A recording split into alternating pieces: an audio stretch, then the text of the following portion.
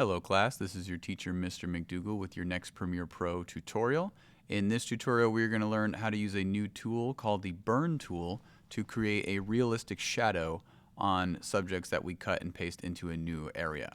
So as usual, download all the exercise files for today and open them all up in Photoshop so we can get started. You have files Burn 1 through 7, so make sure you open every single one of them up.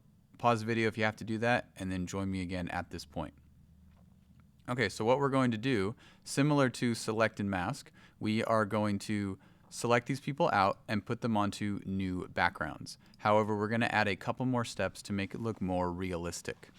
Yesterday, or previous lesson when we practiced, it was a little bit more basic. Now we're going to add some stuff to really sell the effect. So the first thing you're going to do again is to select out the subject. Use your quick selection tool. Come over here to the quick selection tool and start selecting your subject. Start from the middle of the body and start selecting down until you have the entire body selected. It's easy to start big from far away, but then once you get into the smaller areas and the finer details, make sure you zoom in to get close. And always make sure that your brush size is smaller than the area you're trying to select. If I try to use a brush like this and I click and select, it does too much. You see it selected out here and then all the way down here. So I got to be careful with that. Make sure your brush is smaller within the area. So if I go like that, it stays within the arm because my brush size is smaller than the arm. So continue to change your brush size. As you get smaller to the hands and feet, you're going to have to continually make your brush size a little bit smaller. And zoom in a little bit more to make sure that it is precise.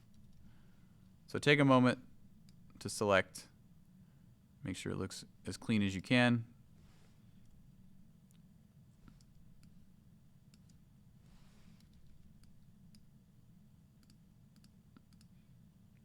It looks for lines, so get the areas of the feet. Deselect areas you don't want. I don't want that part of the rug. I don't want her shadow. Make sure you don't get that. Get up here. Get the arm. Get her face. Make sure we don't cut off anything right here. The hair will be a pretty rough line, but we'll clean up the hair with select and mask at the very end. A trick to tell where your selection is, and this part might be a little difficult because right here it seems like my selection is good. Over here on your toolbar, if you come down to the very bottom, underneath your color selector, if you can't see it, if your screen's too big, you want to look for this one, the Edit Quick Mask Mode. If you don't see it, change your toolbar to doubles like this, and then you'll see it right down here. But come down here and click on this icon right here. This icon, you can't do anything while you're in this icon, but it shows a preview of what your selection is. Anything that's in red is not selected. So I can see that it looks pretty good, but I don't want to select this. I got to deselect this area, and I missed her thumb a little bit, but everything else looks good. So you can turn this on and off just to see what it looks like. So the red area is not selected, so that kind of helps me as a guide because sometimes it's hard to see these little dotted lines. So I want to make sure I use my Alt or my Option to negative select in here. That looks better. Now if I check again, I can see that's my selection. So that selection looks really good. So once you've made your selection, let's go to add a layer mask like we did last time. Click this layer mask button, and now we've seen it's been masked out right here.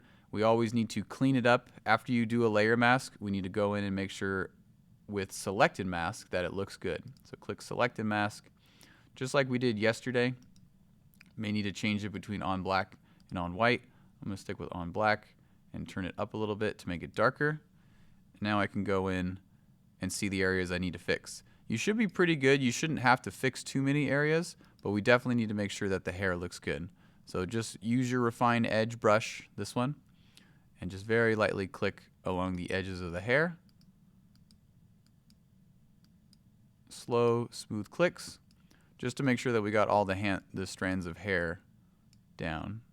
That looks good. And just go around and make sure everything else looks good too. In case you need to clean up any selections, use the regular brush. So if I go to the brush, I can add to the selection, smoothly drag right there to clean that up. Anything I got by mistake, use the negative part or hold Option and deselect.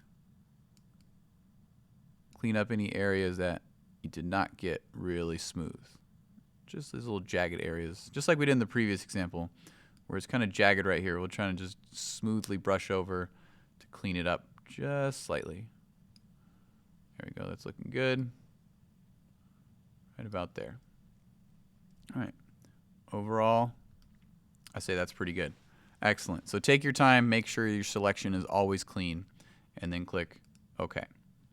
So just like we did previously, now we're going to move this subject onto the new background. So let's use our move tool, go back to your move tool, and let's click and drag this person up to burn 02, and let's put her right there. She's a little bit bigger than this file, so we may need to zoom out a little bit so we can adjust the size. There we go. Make her take up most of the space. Don't make her too small like this. She doesn't need to be this tiny. Make her fairly big like that, like she's taking up most of the space. That looks good. All right, awesome. All right, so now what we're going to do, I'm just going to move her again. I like it right about there. That looks good.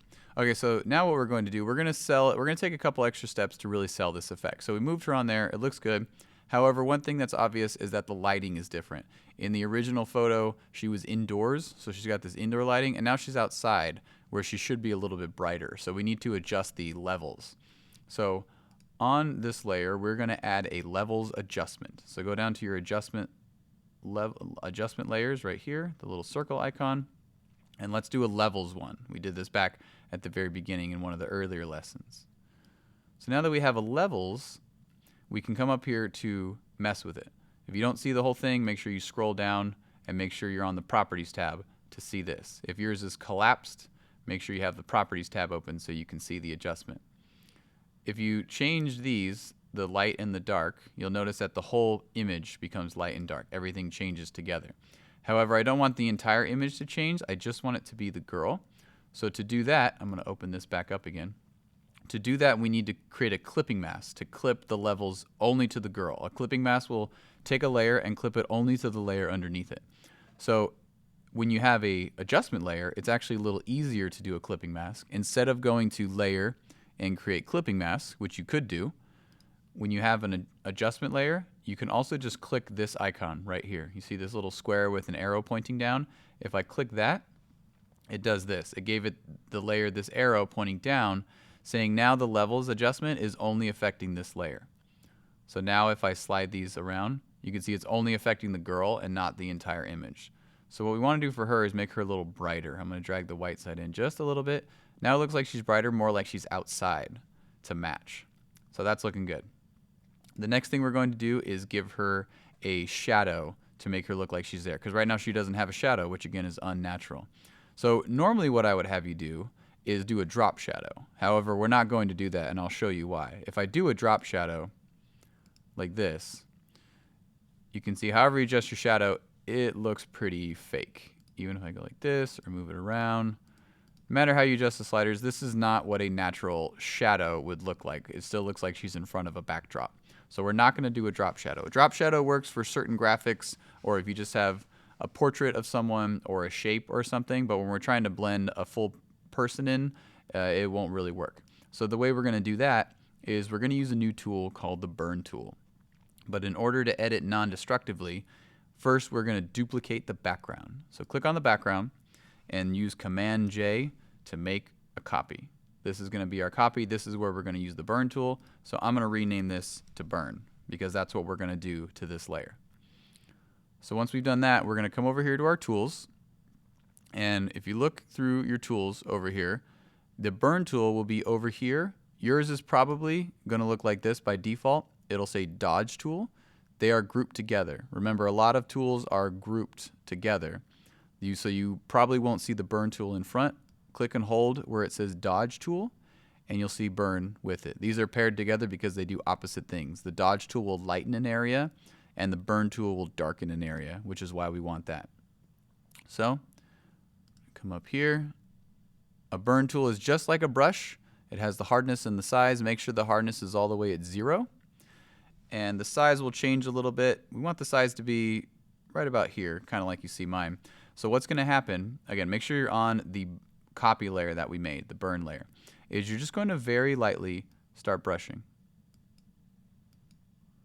See, what's starting to happen as I quickly and lightly start brushing. Don't go crazy. Don't just start dragging it like this, because once you do that, you can't undo it, and you'll have to Command Z to undo. Just very lightly start brushing this area, and you'll see what's happening is it's making the area darker. So it's like I'm creating a more realistic shadow for her. So these parts where her hand and legs touch the ground, make it a little bit smaller of a brush, just kind of right here, right underneath her hand. Very lightly, because the burn tool can get dark really quickly, so be careful. So I'm also gonna add more of a brush under her whole body, because her whole body would be casting a shadow like that.